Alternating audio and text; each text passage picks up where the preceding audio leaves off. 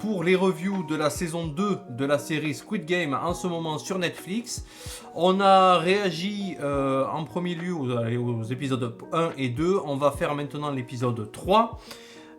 L'épisode 3 dans lequel on va rentrer dans le vif du sujet, après avoir cuisiné petit à petit les intrigues, avoir développé certains personnages.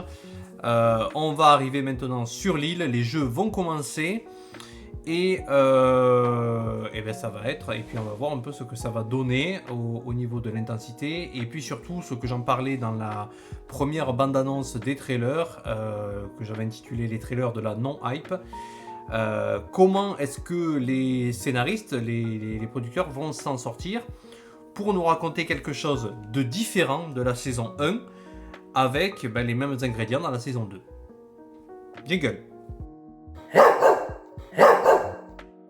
Alors on va évacuer très rapidement la sous-intrigue de la recherche par le flic qui suivent le traceur GPS qui est implanté dans la dent de 456.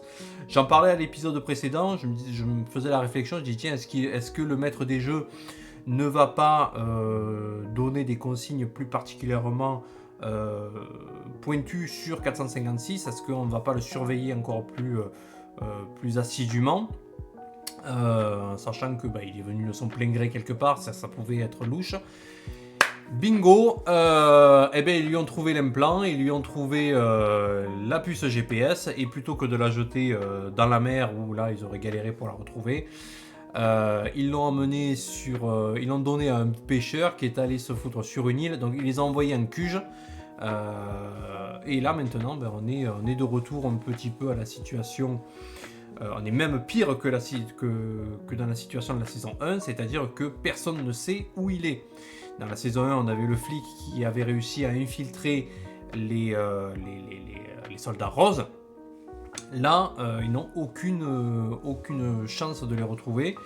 On en reparlera à la fin de l'épisode, de savoir un peu quel ressort ils pourraient avoir pour les retrouver.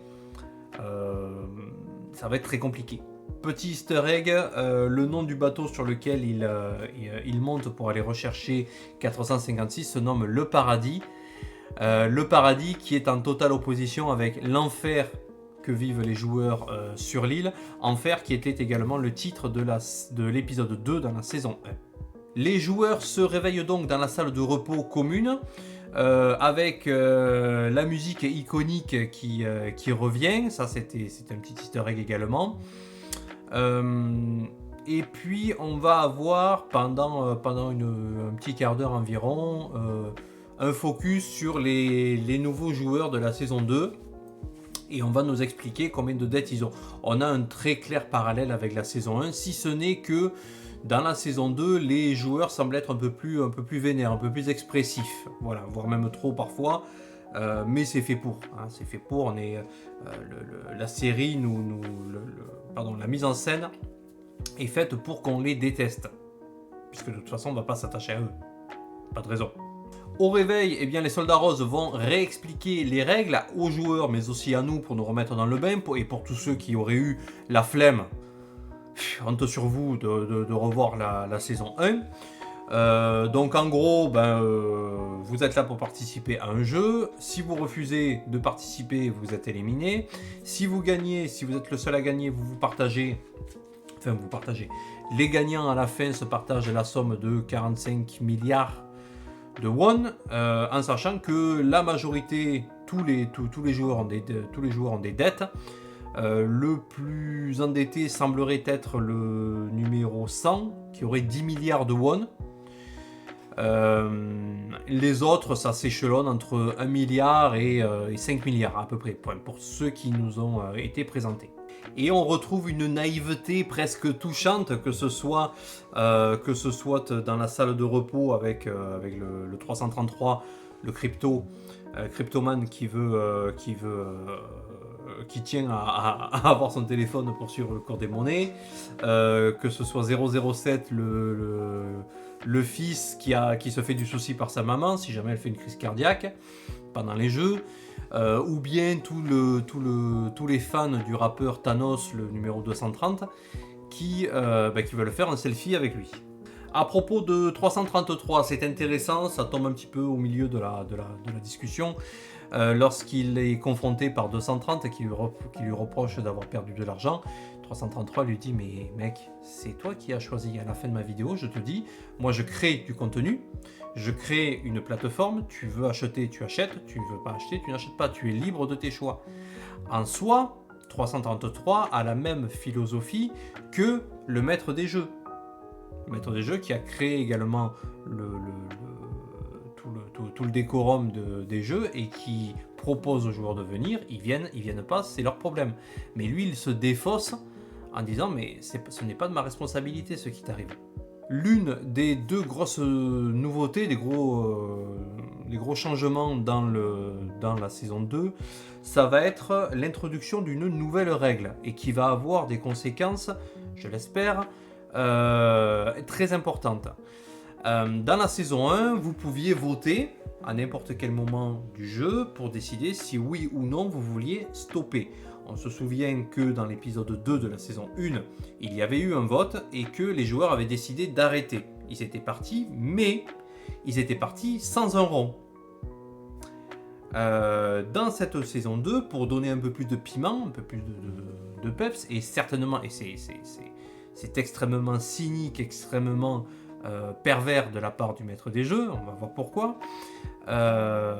Cette fois, vous pouvez toujours voter à n'importe quel moment, mais si vous décidez de partir, alors vous partagez la cagnotte en cours.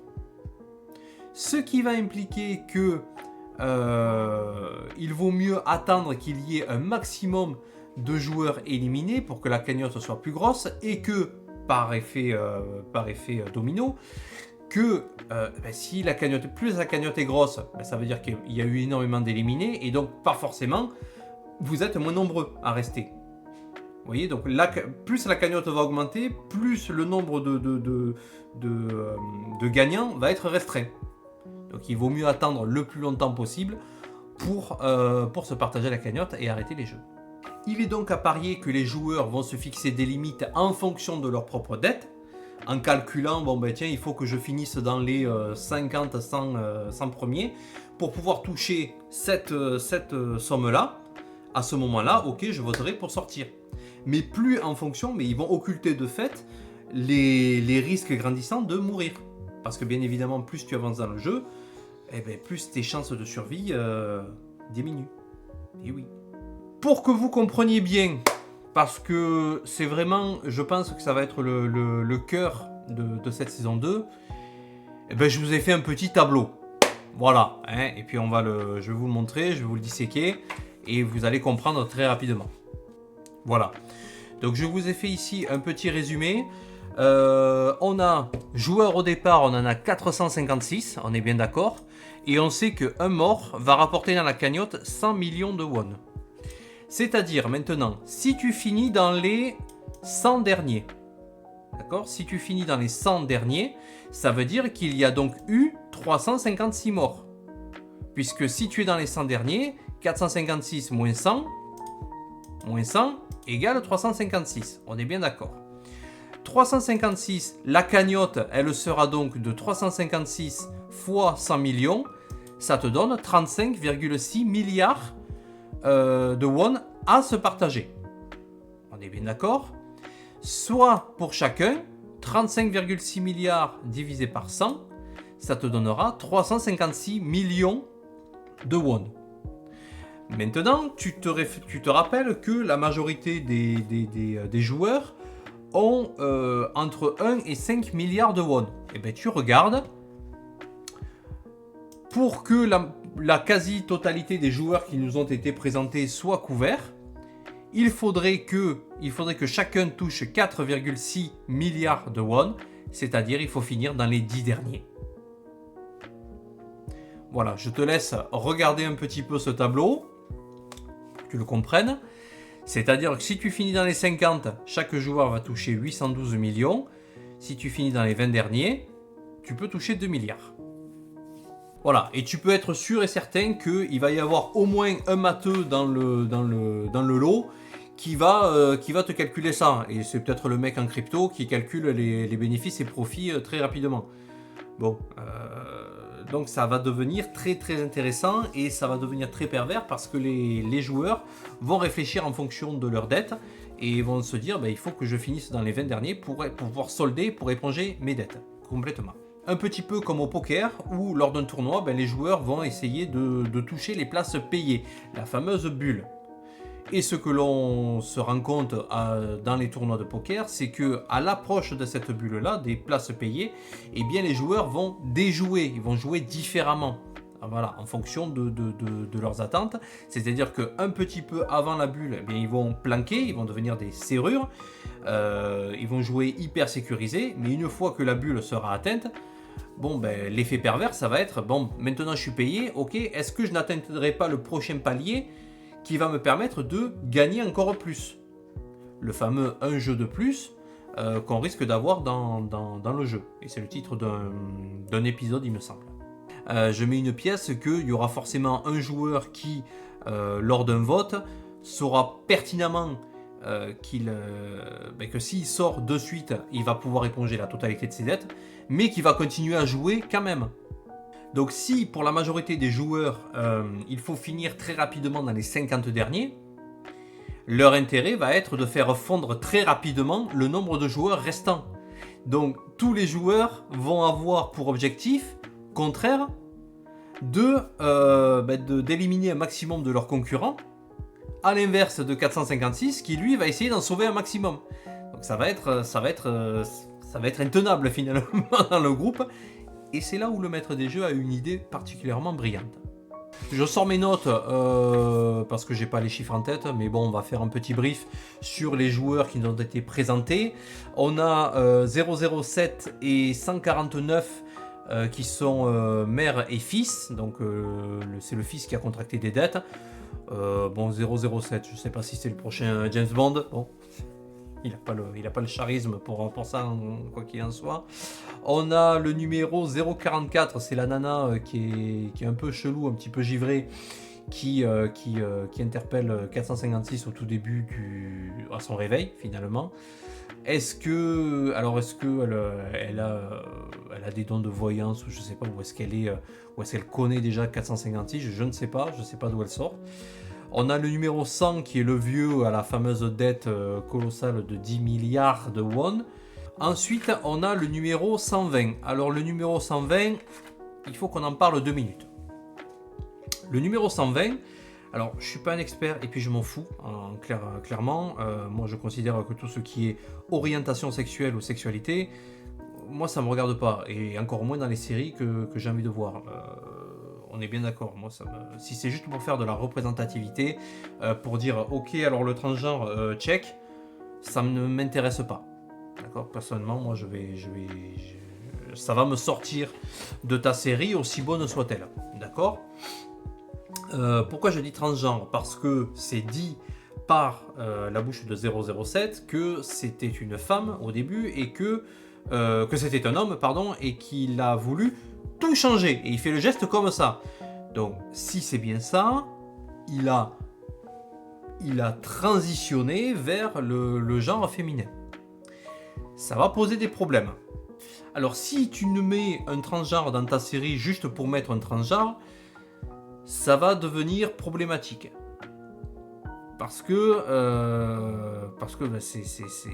c'est toi qui fais un focus dessus finalement. Moi je m'en fous. Tu vois, je croise des transgenres dans la rue ou dans la vie de tous les jours, je n'ai rien à branler, ça va rien me faire, ni chaud ni froid, d'accord? Moi, ça ne m'impacte pas, j'ai aucun problème avec ça, si tu veux. Mais si toi, tu te dis, oulala, il faut que j'en mette un dans ma série, sinon ça va me poser problème, c'est toi qui as un problème, d'accord? À moins que tu utilises ce personnage-là pour développer un propos, et là, ça serait intéressant, là, je dis oui. On peut imaginer que 120 se retrouve un peu impliqué dans une problématique lors d'un jeu genré. Tu vois ce que je veux dire? Imaginons que... Alors j'ai pas de jeu comme ça particulier qui me viennent en tête, mais si le maître des jeux commence à dire on va faire des équipes, les hommes d'un côté, les femmes de l'autre, 120 va aller du côté des femmes. Tu vois ce que je veux dire? Le problème, et ça a eu une redondance, ça a eu une redondance l'été dernier, où on a fait le débat. Bon, on a eu les Jeux Olympiques et les Jeux Paralympiques. Est-ce qu'on n'aurait pas les Jeux trans-olympiques? Voilà, parce que des hommes qui ont transitionné vers le genre féminin ont gardé leur musculature d'homme et donc sont avantagés par rapport aux femmes. Sans compter que le mec, quand même, il est assez costaud. Si un homme doit affronter une femme et que c'est une épreuve physique, mais bon, ça m'étonnerait parce que il serait désavantagé, mais ça risque de poser question à ce moment-là. Est-ce que le physique de 120 ne va pas l'avantager alors que sa condition genrée est féminine? D'ailleurs, on parle de genre. Est-ce qu'il se considère comme une femme ou comme un homme? Comment se considère-t-il? Ou bien est-ce qu'il se considère comme un non-genré? Et alors là, ça serait le summum. C'est-à-dire que si le maître des jeux dit vous séparez les hommes d'un côté et les femmes de l'autre, il dit mais moi je suis pas genré. Ah ouais bâtard, tu veux pas participer au jeu? Boum, allez, éliminé. Et là, ça serait... Je ris, mais bon, voilà, t'as compris. Humour, c'est bon, tu te détends. On est en 2025, après-demain. Ça va, souffle un peu. Bon, bref, on reprend. Toujours est-il que le personnage 120 a contracté une dette de 330 millions de won. Alors, pour vous donner une idée en euros, ça ne ferait que 214 000 euros. C'est pas excessif. Après, tout dépend à qui tu les dois, ces 200 000 euros. Si tu les dois à un mafieux qui te met la pression pour les avoir, ouais, tu vas te bouger le cul pour les retrouver. Si c'est à une banque, bon, tu contractes un crédit, mais bon, en général, si les mecs sont là, c'est qu'ils ne sont pas passés par un organisme de crédit normal. Hein, on est bien d'accord. On a ensuite le numéro 124. Oui, je vous l'ai fait dans l'ordre. 124, c'est le faire-valoir du numéro 240, le fameux rappeur Thanos. Bon, c'est bien trouvé, il a les ongles, voilà, avec les pierres de l'infinité, tout ça, compagnie. Bah, c'est bien trouvé. Mais bon, 124, ça va devenir le faire-valoir, un petit peu le pote, l'ami pas l'ami de fortune, mais l'ami d'infortune du numéro 230. On a le numéro 195, c'est la nana, je vais l'appeler Coconne, de toute façon, on va pas en parler longtemps d'elle. Et elle est autant, et pourquoi je l'appelle Coconne? Parce qu'elle a une dette, tenez-vous bien, de 45 millions de won. 45 millions de won, ça fait 30 000 euros. Voilà. Donc tu as une dette de 30 000 euros, et tu es déjà dans la merde. À ton âge, 30 000 euros, c'est pas grave. D'accord, tu trouves une solution pour la rembourser. C'est pas... Voilà. Mais non, mais elle est tellement conne qu'elle vient dans ce jeu-là. Écoute, chais, j'ai envie de te dire un gros chais, voilà. On a ensuite le numéro 222 qu'on aperçoit rapidement. C'est la jeune femme qu'on voit dans l'épisode 1 qui est enceinte. D'accord, qui va au planning familial. Et elle a visiblement un lien avec 333. Numéro 333, c'est le mec, l'ex-youtubeur, le Cryptoman, qu'on voit également dans l'épisode 1 dans le métro avec le Bob qui se fait baffer. Et lui, 333, il a une dette de 1,8 milliard de won. Ça fait à peu près 1 million d'euros. Le numéro 230, donc c'est Thanos, un rappeur talentueux. Bon, je suis pas expert en musique, donc je vais fermer ma gueule. Ça vaut mieux. Lui, il a une dette de 1,9 milliard. On a ensuite, oh surprise, le numéro 246. Eh bien, le numéro 246, je te le donne, Émile, c'est le père de la petite fille qui a besoin d'une greffe de moelle osseuse. Et oui, eh bien, il est dans le jeu.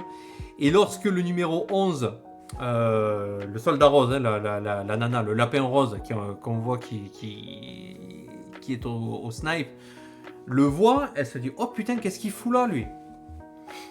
Et ça va être un développement très intéressant par la suite, on va y revenir. Pour finir, on va avoir le numéro 386 qui va jouer le rôle de l'ami dans le jeu, un ancien ami de 456. On le voit dans l'épisode 1 de la saison 1. C'est le mec avec qui il va jouer aux courses au tout début de l'épisode. Les joueurs sont donc amenés à participer au premier jeu, le 1, 2, 3 Soleil. Et c'est là où 456 va prendre l'initiative de parler aux joueurs pour essayer de les driver, pour essayer de les sauver. Son but, c'est de... ok, on va essayer d'en sauver un maximum. Alors il passe pour un fou au départ parce que personne ne le croit. C'est assez ridicule. Et puis finalement, la suite des événements va lui donner raison. La tension monte petit à petit, monte crescendo lors des 4-5 premiers tours. Et c'est notre ami Coconne qui finit par se faire buter la première. Oh, c'est dommage. Oh, c'est dommage, j'étais même pas déçu en fait. J'étais soulagé parce que, putain, le jeu d'acteur, on va en reparler aussi, c'est compliqué. Vent de panique, donc il y a plusieurs morts d'un coup, comme dans l'épisode, dans la saison 1. Bon, c'est un air de déjà vu, ça marche, mais le talent de 456 et sa strat, ça va strater grave. Hein, le mec, il va les briefer, il va leur dire de se mettre en file indienne, ce qui va permettre à beaucoup de survivre. Et depuis son bunker télévisuel, en train de boire son petit whisky, eh bien on peut voir que le maître des jeux apprécie le spectacle qu'il voit. Il voit qu'il y a un défi à relever. Il est plutôt hypé lui aussi. Il se dit putain mais finalement ça tourne pas comme d'habitude. Il arrive à s'en sortir le bâtard. Et c'est là où on va voir l'élément perturbateur inside qui je pense a été fait exprès, a été laissé exprès. On a le numéro 230 Thanos qui va se prendre sa petite pilule pour se calmer les nerfs. Alors tu vas me dire comment est-ce que ils auraient pu trouver la puce GPS dans l'implant de 456 et laisser la croix à 230 remplie de cachetons. Ils l'ont fait exprès. Ils se sont très certainement dit bon ben le mec, à un moment ou à un autre, il va en prendre. Ça va déclencher quelque chose. Ça va faire du spectacle et ça va plaire aux VIP. Donc complètement sous acide, il en fait tomber 3. Les 3 se font canner. Alors dans la bande-annonce, je pensais qu'il avait fait ça volontairement dans le but d'éliminer des concurrents, des candidats pour que le partage de la prime soit un peu plus accéléré et soit un peu plus intéressant pour lui à la fin. Eh ben non, en fait non, c'est juste qu'il est sous acide, il est complètement défoncé, c'est un gros con. Bon fin de l'explication. Bon, je suis pas déçu, mais bon, je m'attendais à mieux quand même, un petit peu quand même. Le jeu prend fin et les joueurs sont ramenés dans la salle de repos. Ils sont complètement choqués, ils sont complètement tétanisés. Et lorsque les soldats roses viennent leur annoncer le résultat de l'épreuve, eh bien on apprend qu'il y a eu 91 morts. Alors j'ai regardé par rapport à la saison 1. Après 1, 2, 3 Soleil, il y avait eu 255 morts, il me semble. 255, 260 morts. Donc ce qui veut dire que à partie égale, 456 a réussi à sauver énormément de monde. Mine de rien. 91 morts, cela représente donc 9,1 milliards de won dans la cagnotte, à se répartir entre les joueurs restants, ce qui représenterait 25 millions de won chacun. Alors bien évidemment, pour la plupart, eh bien, ça ne représente absolument rien. C'est peanuts, parce qu'ils sont encore beaucoup trop nombreux. Petite parenthèse pour enfoncer le clou, si Coconne avait survécu, eh ben, en sortant du jeu, elle aurait déjà pu éponger la moitié de sa dette. Je pose ça là.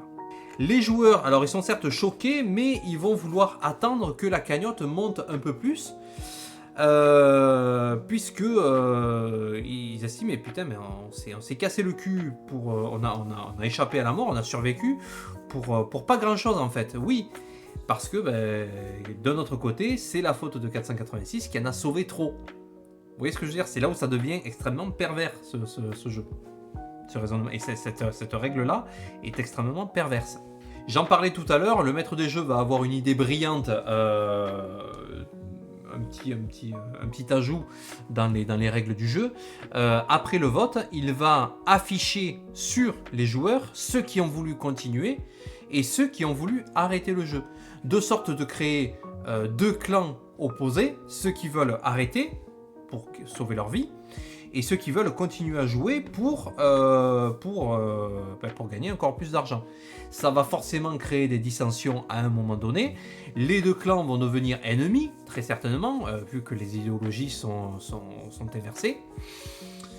Et il se pourrait que dans les prochains jeux, on joue les croix contre les ronds. Peut-être, je sais pas. À la moitié du vote, donc on a un gros speech de 456 qui va révéler un petit peu le poteau rose aux joueurs. Il y a des débats, ça s'enflamme, etc. Mais les égoïstes ne comprennent pas l'altruisme de 486 qui revient dans le jeu alors qu'il avait déjà gagné, alors qu'il avait 45 milliards de won, qu'il ne savait plus quoi en faire. Ils ne comprennent pas pourquoi lui il revient, ils ne comprennent pas qu'il veuille leur sauver la vie à des inconnus, tout en risquant sa vie. Et ça va même se retourner contre lui, puisque les joueurs qui veulent continuer argumentent sur le fait que le fait d'avoir un ancien vainqueur du jeu, ça va leur servir à augmenter leurs chances de survie. Mais non. Non, parce que si tu crois que le maître des jeux va réutiliser, va remettre les mêmes jeux que la saison 1, tu te plantes, ce n'est pas possible. Ça irait à l'encontre de l'équité entre les joueurs, c'est-à-dire que 486 connaîtrait à l'avance les jeux à venir, et on se rappelle dans la saison 1 ce qu'il arrive au type qui triche. C'était le médecin, celui qui récupérait les organes. Et on finit par le cliffhanger de malade qui, à la fin du vote, donc il ne reste plus que 3 joueurs. On est à égalité. Et on sent bien que les 3 derniers joueurs vont décider de l'issue du vote. Et là, on commence à percuter. On se dit, mais ok, c'est le joueur numéro 1 qui va finir par décider. Et là, tu percutes. Ce n'est qu'à ce moment-là que tu percutes, tu dis, mais qui c'est le joueur numéro 1 en fait? Parce que dans la saison 1, on se souvient que c'était pas le maître des jeux, mais c'était c'était le vieux qui organisait tout ça, qui avait voulu jouer avec les autres participants. Et là, le numéro 1, on s'aperçoit que c'est le maître des jeux. Problème, et c'est là où il y a un gros problème de cohérence, où ça va être expliqué plus tard, c'est que le maître des jeux, il n'a pas participé à 1, 2, 3 soleils, puisqu'il est dans sa cahute en train de boire son whisky. Alors, si je me souviens bien, dans les règles du jeu, celui qui ne participe pas au jeu, qui ne veut pas participer au jeu, il est disqualifié. Alors comment on va faire ? Tu vois ce que je veux dire ? Le maître des jeux devrait être disqualifié puisqu'il n'a pas participé au premier jeu. Il ne peut pas arriver comme ça, comme une fleur à la fin. Et ça pose d'autant plus problème que dans la saison 1, on avait le vieux numéro 1 qui lui participait à 1, 2, 3 soleils. Là, dans ce cas-là, le maître des jeux ne participe pas. Donc, c'est de la triche, forcément, puisque il n'a pas pris le risque de se faire tuer dans le premier jeu. Imagine simplement que, en participant, il se retrouve dans la file qui se trouve devant Thanos lorsque celui-ci part en trip et qu'il tombe. C'est fini pour le maître du jeu. C'est un petit joueur, on est d'accord ? Donc ça donne peut-être un éclairage supplémentaire sur sa personnalité. C'est à voir, on va voir comment c'est développé plus tard. Et c'est très intelligent de la part de la mise en scène parce que ça joue également avec nous.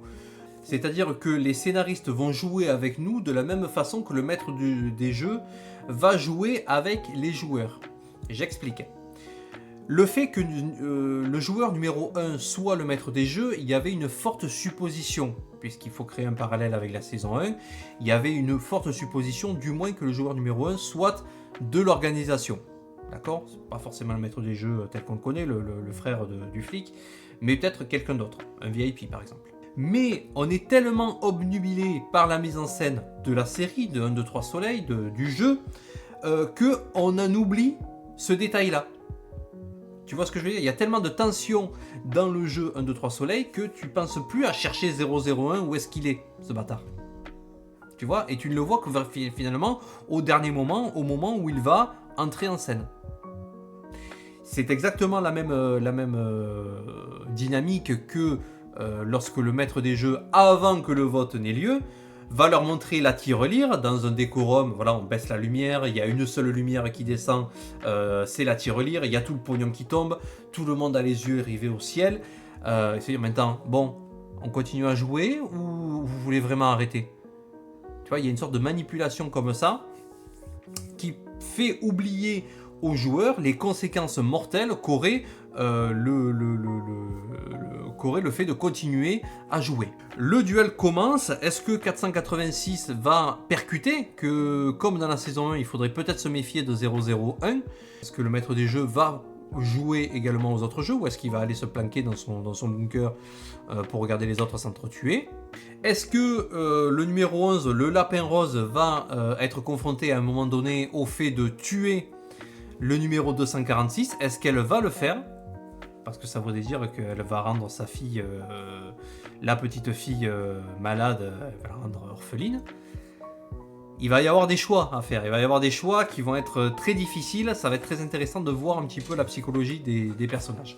On a un épisode qui garde sa tension iconique de la série, liée à la série. On a cependant beaucoup de scènes qui ont l'air d'être là pour meubler, c'est-à-dire qu'on prend beaucoup le temps de rappeler les règles du jeu, même à 2 reprises, avant et après le jeu. On a beaucoup de scènes côté flic qui, sur le bateau, qui sont là pour meubler, pour gagner 2-3 minutes pour faire gagner à l'épisode, qui sont pas très impactantes. Attention également au jeu d'acteurs.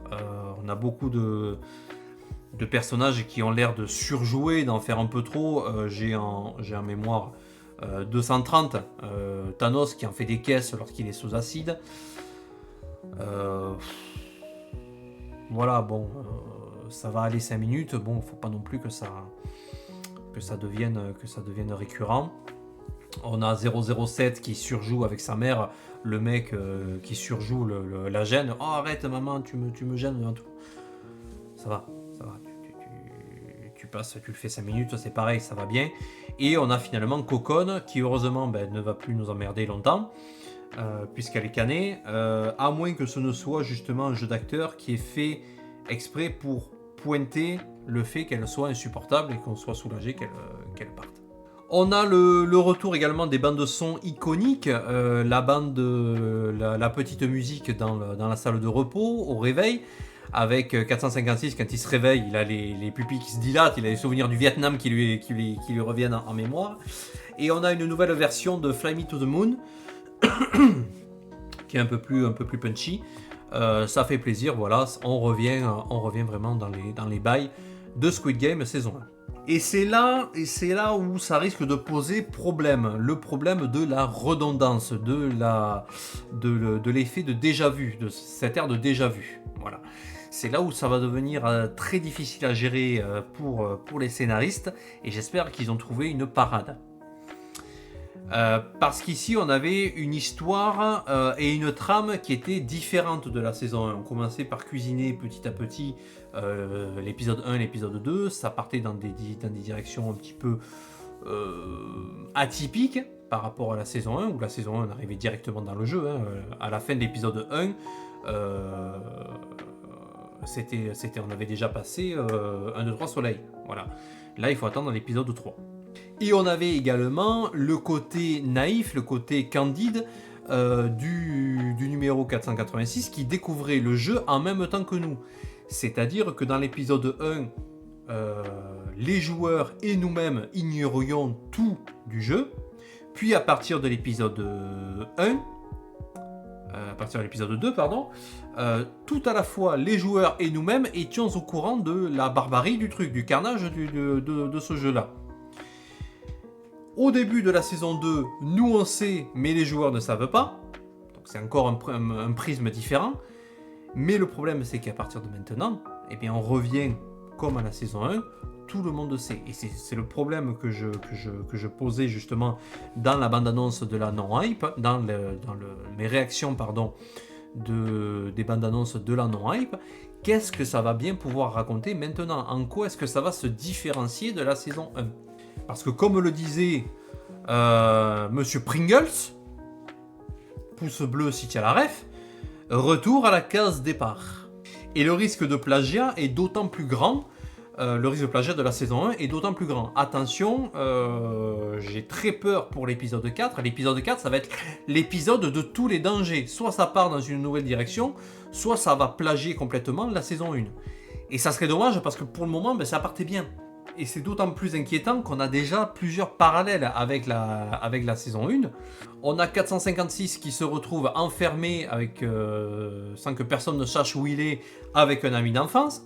On a une nana un petit peu loufoque, un petit peu tarée comme dans la saison 1. On a, qu'est-ce que je me suis noté? On a la coconne qui meurt en premier. On se souvient que dans la saison 1, on avait les deux bouffons qui mouraient en premier également. Ça fait un parallèle. Dans la saison 1, on avait un couple, mari et femme. Cette fois, on a un fils et sa mère.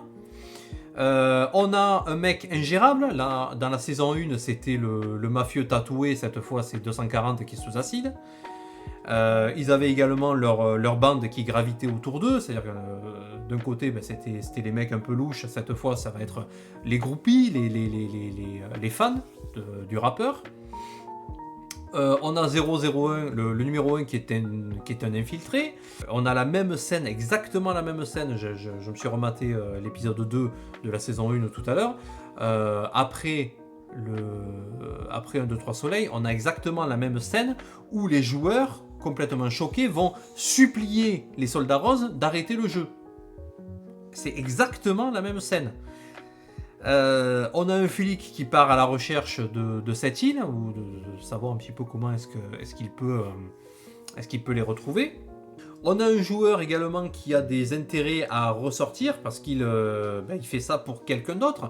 On avait Saebiok dans la saison 1 qui voulait retrouver son frère. Là, on a 246, le père artiste dans le parc d'attractions qui veut gagner du pognon pour payer l'opération de sa fille. Donc comme ça, si je te donne tous ces éléments-là, qu'on a un joueur, qu'on a le protagoniste qui est enfermé avec un ami, qu'on a une nana un peu tarée, qu'on a un mec un peu ingérable avec sa bande qui gravite autour, que le numéro 1 c'est un infiltré et qu'il y a un flic qui essaie de retrouver tout ça, si je te donne juste ces éléments-là, tu es incapable de me dire si c'est la saison 1 ou la saison 2. Et ça va devenir assez problématique si c'est pas corrigé. Donc attention, c'est là où la série va partir du côté masterclass ou côté ah merde, bof, voire même on est déçu parce que ça partait bien et c'est dommage, et c'est vraiment dommage. Attention. Voilà, c'est tout pour cet épisode 3. On va aller mater maintenant le 4, voir si j'avais raison de me faire peur ou si les scénaristes vont me mindfucker, et j'espère bien qu'ils vont me mindfucker parce que la série avait très bien marché, la saison 1 avait très bien marché. J'espère que si ce sont les mêmes scénaristes, allez-y à fond, faites-nous péter de la masterclass, il n'y a pas de problème, moi je sucerai, il n'y a pas de problème.